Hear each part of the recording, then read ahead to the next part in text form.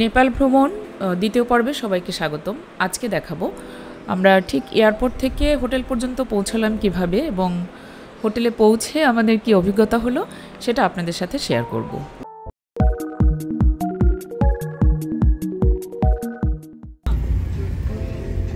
ये क्या है? ये कोई मंदिर है? नहीं, ये लेफ्ट हैंड साइड का ब्रिटिश एम्बेसी है, ओह, राइट हैंड साइड का इंडियन एम्बेसी। दो एम्बेसी। वन वे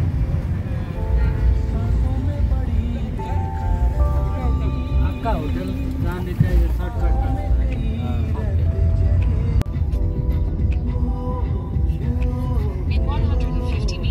অনেকটা রাস্তা পেরিয়ে প্রায় 30 মিনিটের মতো আমাদের সময় লেগেছিল যেতে যেতে যেতে মনে হচ্ছিল একদম আমাদের ঢাকা শহরের মতোই, তেমন কিছু আলাদা পড়েনি চোখে। আসলে গুগল ম্যাপ দেখে দেখে ড্রাইভার চলে যাচ্ছে না। আমাদের হোটেলের নাম ছিল হোটেল বালগোপাল।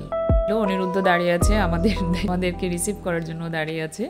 আমরা booking.com-এ $24 দিয়ে এক রাতের জন্য 2টো রুম বুকিং করেছিলাম। কিন্তু গিয়ে প্রথমেই আমাদের যে সমস্যাটার সম্মুখীন হতে হয়েছে সেটা সবার সঙ্গে শেয়ার করি, আপনারাও আসলে এই ভুলগুলো করবেন না।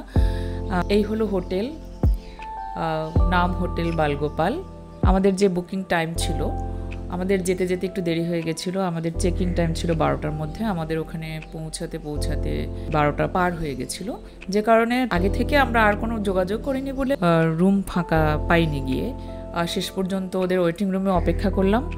অপেক্ষা করে আমরা সেখানেই খাবার দাবার অর্ডার করলাম। আমরা সেদিন 5টার সময় পরে রুমে ঢুকতে পারলাম। এই হচ্ছে রুম। রুমে ঢুকে তো খুব খুশি হয়ে গেলাম। বড় একটা বেড এবং 2টো সিঙ্গেল বেড, ভালো লেগেছে। এরপর আমরা একটু ফ্রেশ হয়ে আমরা বেরিয়ে পড়লাম। এটা হচ্ছে বাস স্ট্যান্ড ওখানকার, কারণ আমরা পরের দিন যেহেতু পোখারা যাব, বাসের টিকিট কাটতে এসেছি এখানে।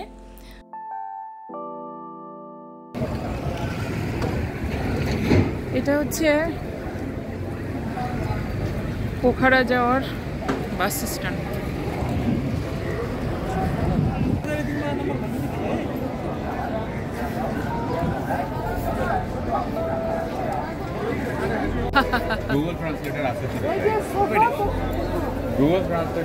সোফা পোখারা, আচ্ছা সোফা পোখারা। এটা করে আমরা সেদিন সন্ধ্যাবেলায় গিয়েছিলাম স্বয়ম্ভূনাথ মন্দির দেখতে। পরের ভিডিওতে আপনারা সেটা দেখতে পারবেন। অনেক ধন্যবাদ, ভালো থাকবেন।